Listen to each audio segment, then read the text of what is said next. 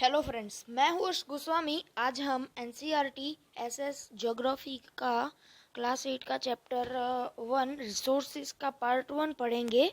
मैंने इसको 3 पार्ट में डिवाइड किया है। So let's start.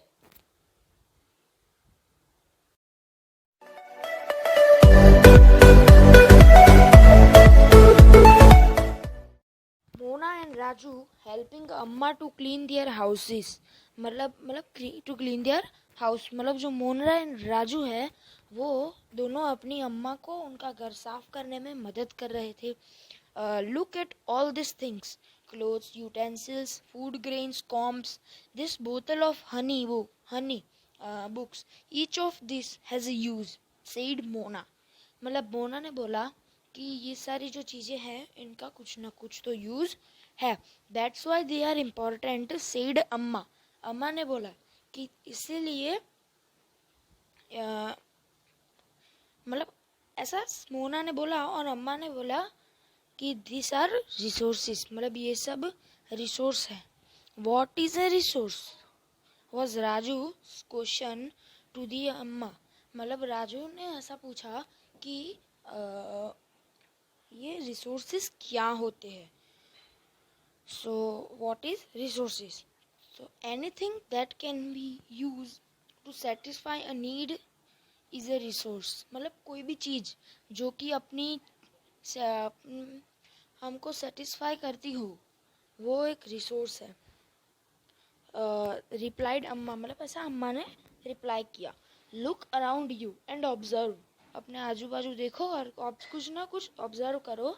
That you will be able to identify many types of resources to resources. मतलब तुम अपने आजू बाजू ऑब्जर्व करो, तुम्हें बहुत सारे टाइप्स के रिसोर्सेस देखने को मिलेंगे resources. Okay, so the water you drink when you are thirsty, मतलब जब तुम प्यासे होते हो तब तुम जब पानी पीते हो।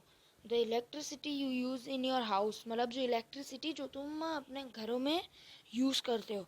The rickshaw you use to go to get home from school, मतलब जो रिक्शा तो जो तुम घर से स्कूल जाने के लिए यूज करते हो।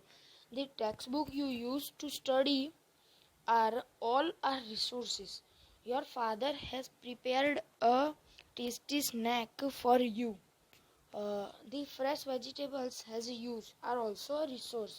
मतलब कि तुम्हारे पापा ने जो तुम्हारे लिए एक टेस्टी स्नैक बना कर रखा है वो मतलब फ्रेश वेजिटेबल्स है, तो फ्रेश वेजिटेबल्स का भी कुछ ना कुछ यूज़ हुआ तो वो भी एक रिसोर्स है। So water, electricity, rickshaw, vegetables and textbook have something in common. मतलब वाटर, इलेक्ट्रिसिटी और जो भी चीज़ें हैं उनमें कुछ ना कुछ चीज़ कॉमन है। They have all been used by you, so they have utility.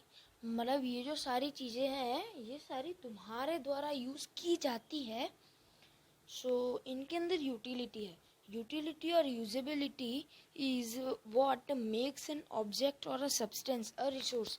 Utility मतलब किसी भी चीज़ का यूज़ होना, कि ये जैसे कि तुम पानी को यूज़ करते हो पीने के लिए, सो वो एक रिसोर्स हो गया। तो तुम और यूटिलिटी कोई भी सब्सटेंस को रिसोर्स बनाती है। Then how does something become a resource, मतलब कोई भी चीज़ रिसोर्स कैसे बनती है। राजू ना वांटेड टू नो, मतलब राजू ये अभी जानना चाहता है। अम्मा told the children that things become resource only when they have a value. मतलब कोई भी राजू ने पूछा कि कोई भी चीज़ वो रिसोर्स कैसे बनती है, तो उन्होंने मतलब अम्मा ने अपने वो बच्चों को बोला कि किसी भी चीज़ की जब वैल्यू होती है तो वो चीज़ रिसोर्स होती है। सेड अम्मा, मतलब अम्मा ने बोला। So all resources have some value, मतलब सारे ही रिसोर्सेज की कुछ ना कुछ वैल्यू है। तो सेड मतलब अम्मा ने ऐसा बोला कि कोई ना मतलब सारी चीज़ों की कुछ ना कुछ वैल्यू है। वैल्यू मीन्स वर्थ, मतलब वैल्यू मीन्स उसका use. Some resources have economic value, some do not, मतलब कोई कोई चीज़ की इकोनॉमिक वैल्यू भी होती है और किसी की नहीं होती है।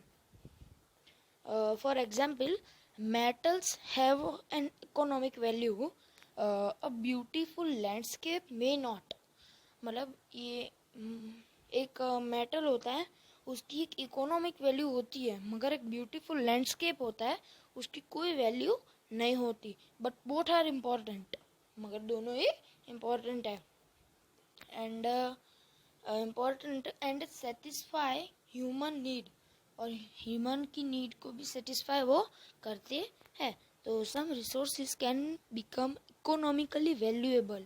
मतलब कुछ चीज़ होती है जो कि इकोनॉमिकली वैल्यूएबल होती है विथ टाइम. मतलब टाइम बीतने से वो चीज़ इकोनॉमिकली वैल्यूएबल बनती है.